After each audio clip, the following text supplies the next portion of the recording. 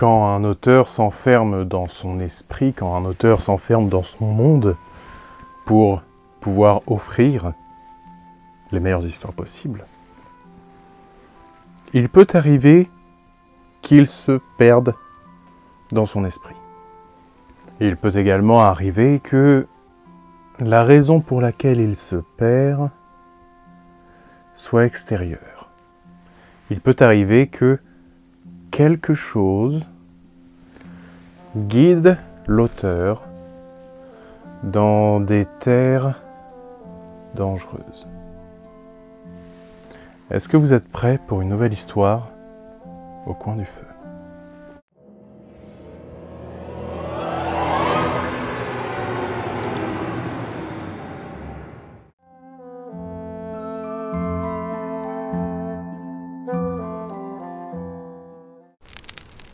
Assis dans le salon, il attendait la suite.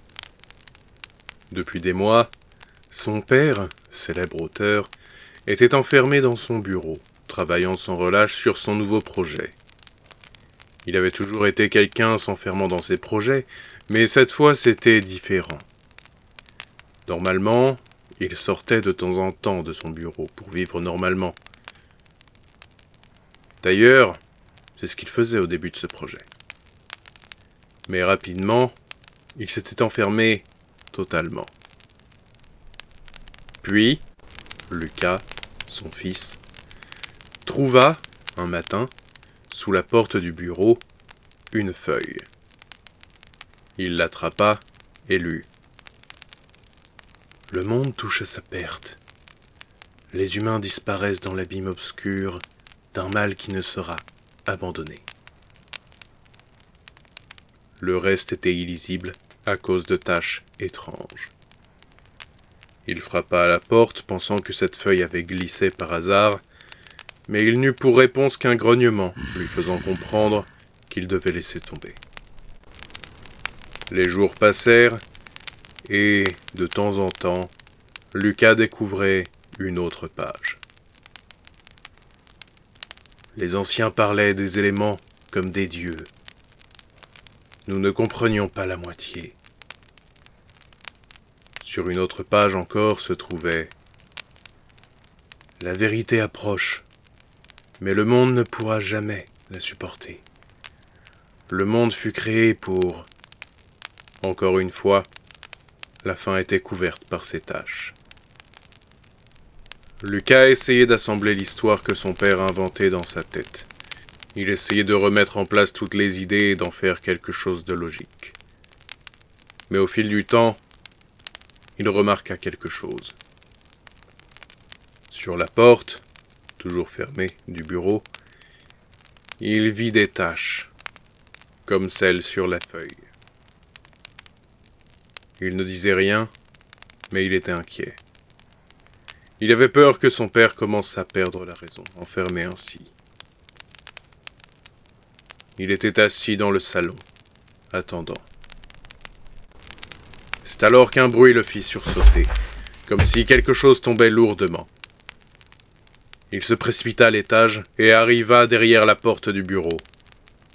Il demanda s'il y avait un problème, mais pour seule réponse, il eut un bruit étrange, comme quelque chose se déplaçant. Il frappa à la porte, demandant s'il y avait un problème, mais il n'eut aucune réponse. Alors il clencha. La porte résista. Il regarda la porte un instant. Elle était totalement recouverte de taches. Mais il devait le faire. Il plaça son épaule contre la porte et poussa de toutes ses forces. Après quelques essais, la porte céda finalement. Lucas faillit tomber en pénétrant le bureau, mais l'horreur le rattrapa rapidement en voyant l'état de la salle. Une moisissure étrange s'était développée et recouvrait absolument tout. Les murs, le sol, les fenêtres, le bureau, la machine à écrire. Puis un mouvement attira son attention. Dans un coin, au plafond, il vit une masse sombre, d'un vert profond, couverte de poils.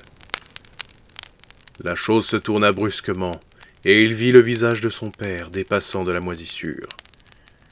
Sous le choc, il mit du temps à comprendre que son père lui hurlait de s'enfuir, de quitter la maison.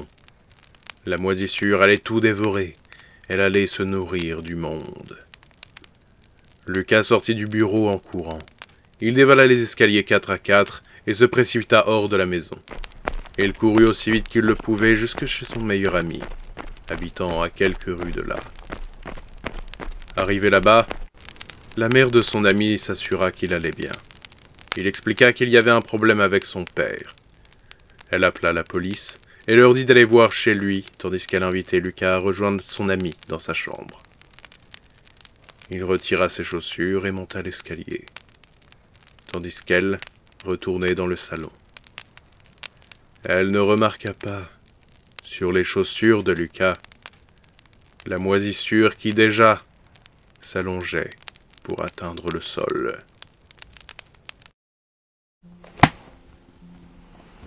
Eh bien, je pense que s'il y avait un bon moment pour encourager les gens à faire le ménage, ce serait maintenant. Parce que je pense que s'il faut retirer de la moisissure un petit peu partout, c'est que ça fait longtemps qu'il n'y a pas eu le ménage. En tout cas, j'espère que cette histoire vous aura plu. N'hésitez pas à me dire en commentaire ce que vous en avez pensé. Moi, je suis dans un retour de vacances. Hein, j'ai pris un petit peu de temps pour moi. C'est pour ça qu'il n'y a pas eu d'histoire la semaine dernière. Mais j'ai compensé avec cette vidéo que vous pouvez voir à côté, qui est sortie mercredi.